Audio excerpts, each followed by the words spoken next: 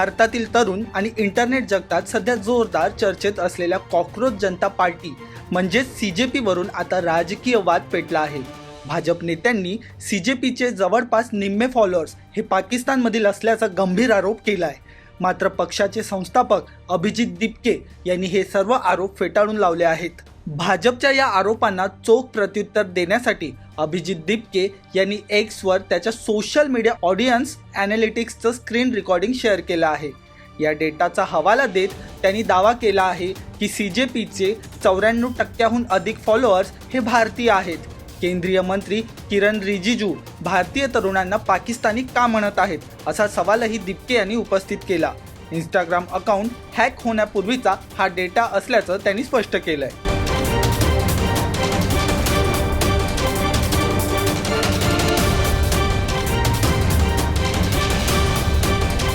दुसरीकडे भाजप नेत्यांनी या मोहिमेवर जोरदार हल्ला चढवला आहे। केंद्रीय मंत्री किरण रिजिजू यांनी पाकिस्तान आणि जॉर्ज सोरस गँगकडून फॉलोअर्स मिळवण्याची क्यू येत असल्याचं म्हटलं आहे।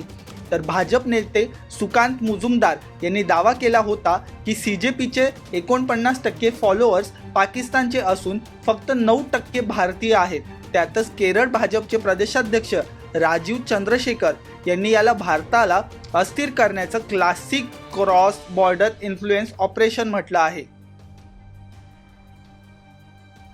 दरम्यान किरण रिजिजू यांनी एक्स या सोशल प्लॅटफॉर्मवर म्हटलं, जे लोक सोशल मीडियावर पाकिस्तानी आणि जॉर्ज सोरस यांच्या टोळीकडून आपले फॉलोअर्स मिळवू शकतात त्यांची मला क्यू येते। यावर कॉकरोच जनता पार्टीचे अभिजित दिपके यांनी स्क्रीन रेकॉर्डिंग दाखवत उत्तर दिलं, ही आमच्या ऑडियन्स डेमोग्राफिक स्क्रीन रेकॉर्डिंग आहे जी आमचे खाते हॅक होण्यापूर्वी आम्ही प्रसार माध्यमांशी सामायिक केली होती।